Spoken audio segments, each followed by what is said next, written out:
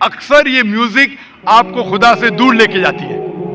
آپ ہندی پکچر کے جب گانے دیکھیں گے کہ ہیرو ہیروئن سے کہہ رہا ہے کہ میں تمہارے لیے چاند توڑ کے لے کے آؤں گا, میں تمہارے. السلام علیکم ورحمۃ اللہ وبرکاتہ. امید ہے کہ آپ سب خیر خیریت سے ہوں گے. آج کا ہمارا موضوع ہے کیا موسیقی یا میوزک سننا جائز ہے یا ناجائز ہے. اس مسئلے میں علماء کرام کے درمیان مختلف آراء پائی جاتی ہیں.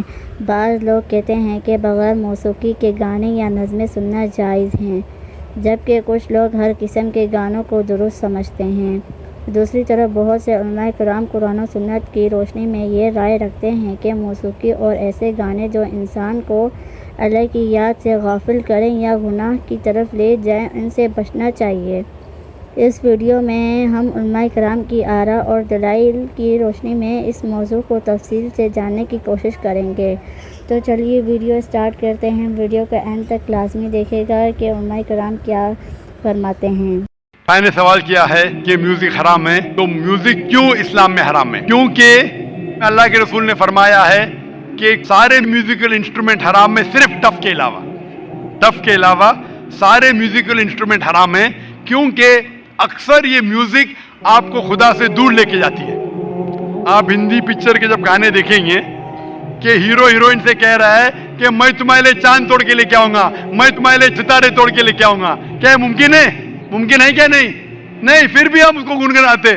آج کے پکچر کے گانے 1 2 3 4 5 6 7 8 یہ سب گانے جو ہے اکثر آپ کو خدا سے دور لے کے جاتے, اور میوزک ساتھ رہتی ہے تو آپ کا ذہن بھٹکنے لگتا ہے. اسی لیے اللہ سے دور جو چیز لے کے جاتی ہے وہ ہمارے لیے حرام ہے. وہ چیز جو اللہ کے قریب لے کے آتی ہے وہ اجازت ہے. کیا گانا حلال ہے؟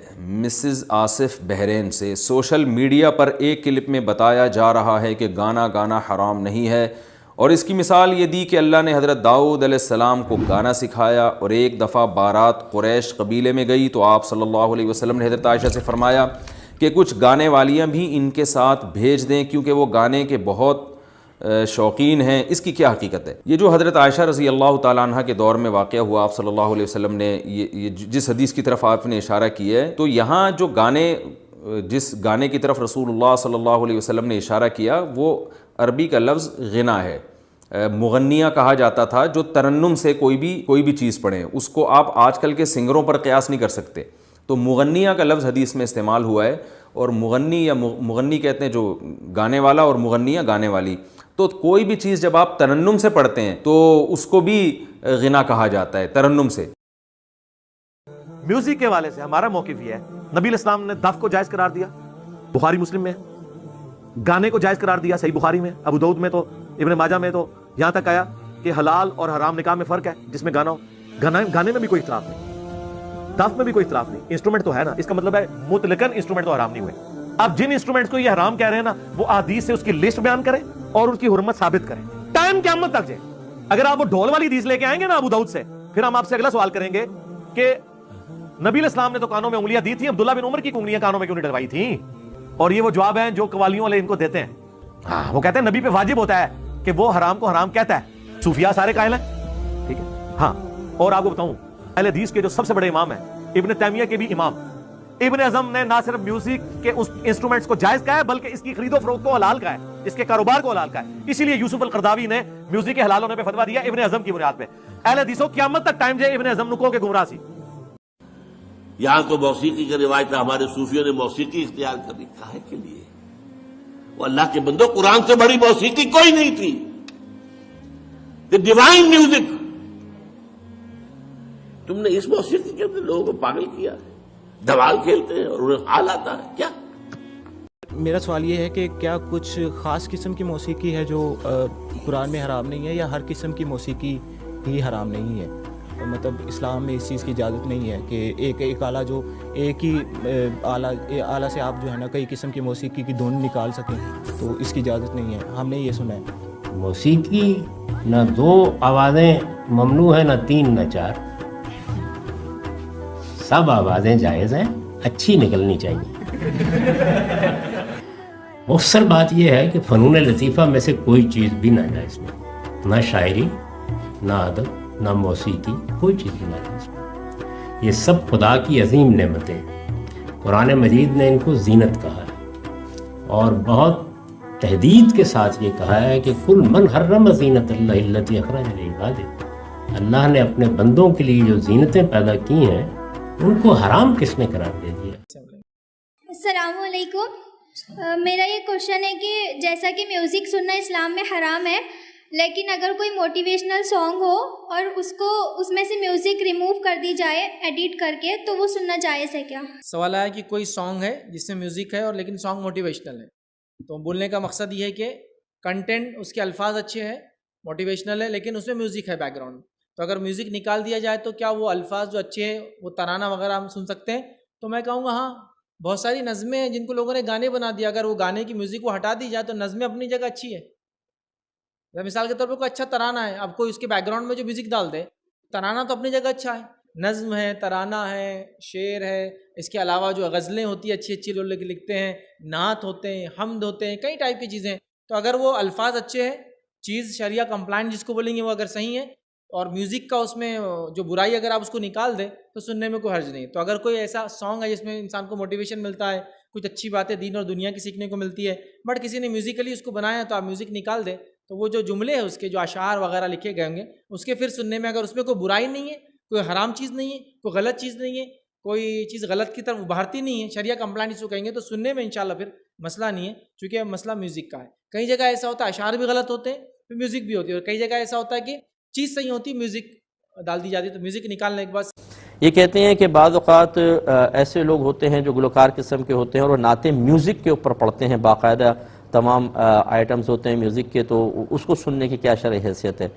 دیکھیں، موسیقی کے معاملات میں اختلاف ہے، بعض علماء موسیقی کو فی نفسی ہی جائز قرار دیتے ہیں، اور ان کا کہنا یہ ہے کہ اگر یہ گندے اشعار کے ساتھ ہو تو ناجائز، ورنہ اچھے اشعار کے ساتھ ہو تو اس کا سننا صحیح ہے، اور بعض اس کو منع کرتے ہیں۔ اگر کوئی گلوکار میوزک کے ساتھ کوئی نعت پڑھتا ہے تو اس کے سننے کی کیا شرعی حیثیت ہے؟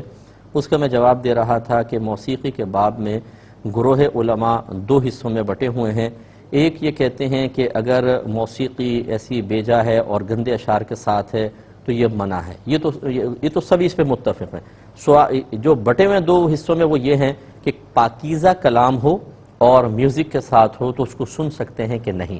تو ایک گروپ تو وہ ہے کہ جو کہتا ہے کہ نہیں سن سکتے ہیں، وہ یہ کہتے ہیں کہ موسیقی حدیث میں منع ہے، نبی کریم صلی اللہ علیہ وسلم نے قرب قیامت کی علامات میں سے یہ بیان فرمایا کہ آلات موسیقی کو حلال کر لیا جائے گا، لہٰذا وہ منع فرماتے ہیں، اور وہ یہی کہتے ہیں کہ اگر چاہے آپ میوزک اچھے کلام کے ساتھ سنیں، برے کلام کے ساتھ سنیں، چونکہ میوزک کے اثرات ایسے ہوتے ہیں کہ دل میں خرابیاں پیدا ہوتی ہیں، انسان ایک دفعہ اچھا کلام سنتا ہے، جب شوق پیدا ہوتا ہے تو برے کلام کی طرف بھی بڑھ جاتا ہے، تو وہ جانب احتیاط کو اختیار کرتے ہوئے مطلقاً منع کرتے ہیں کہ چاہے پاکیزہ کلام ہو چاہے برا، یہ نہیں سن سکتے ہیں۔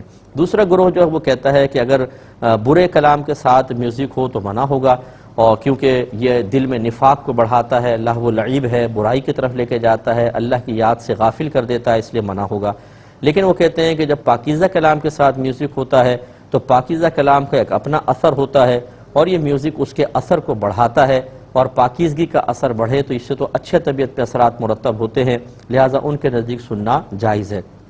جب مسئلہ مختلف ہی ہے تو بہتر یہ ہے، ہم ہمیشہ یہ کہتے ہیں کہ آپ کسی ایسے عالم دین مفتی صاحب کو منتخب کریں جو صحیح العقیدہ بھی ہوں اور اچھے ان کے مسائل پہ گہری نظر ہو، ان کو فالو کریں، اور پھر ان کی سوچ و فکر پر آپ چلیں۔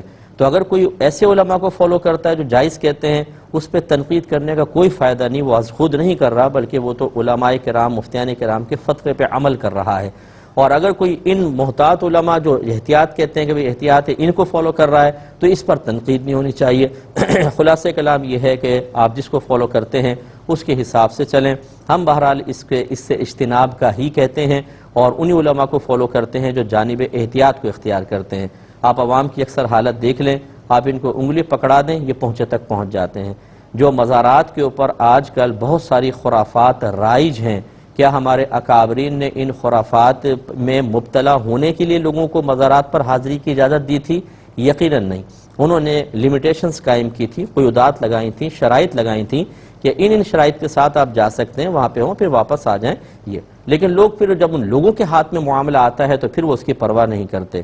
جو ایک نعت کو میوزک میں سن لیتا ہے، اس کے بعد پھر اس کا دل چاہتا ہے پھر کوئی اور کہیں میوزک چل رہا ہوگا، وہ اس طرف بھی مائل ہو جائے گا اور پھر اس کا اپنے نفس کو قابو میں کرنا بہت ہی مشکل ہو جاتا ہے. اس لیے ہم کہتے ہیں کہ جانب احتیاط کو اختیار کرنا بہتر ہے. اچھا میرے میٹھے حضرت، میری کنفیوژن دور کریں آپ کہ میوزک کے حوالے سے ہم آتے ہیں، بات کرتے ہیں میوزک کے حوالے سے، جو ہم سارے میوزک کے لوگ بھی جمع ادھر، جیسے ابرار ہیں وہ بھی میوزک میں ہیں، لیکن ابرار نے میوزک سے انسانیت کی جان بھی بچائی، ہاسپٹل بنائے.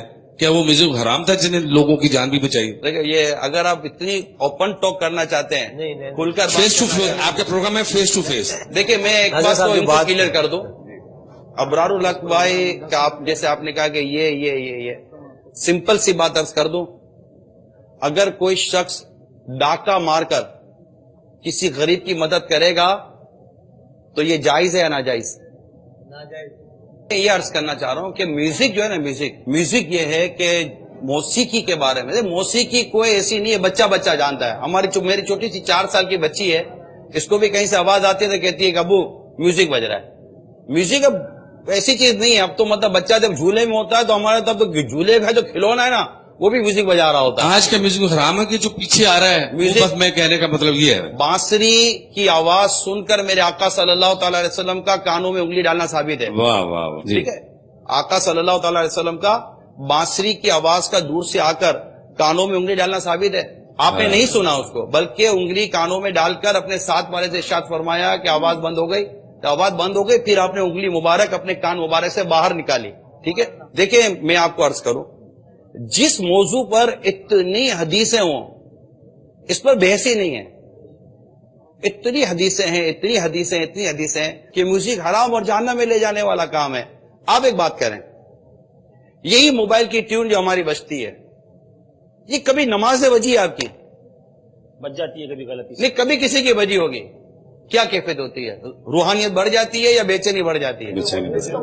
کیوں؟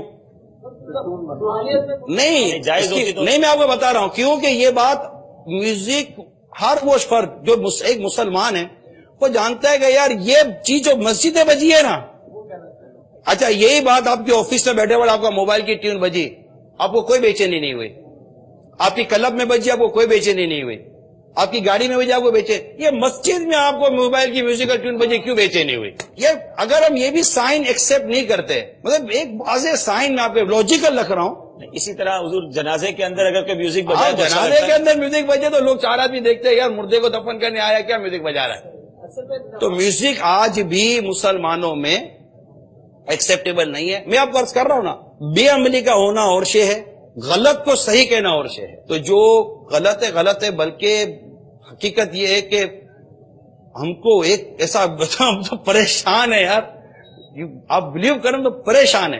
یعنی میں جہاں بھی گیا ہوں، آپ بھی دنیا کے ہو سکتا ہے کئی ملکوں میں گئے ہو، میں بھی گیا ہوں، میوزک ہماری جڑ بنیادوں میں آ گیا ہے.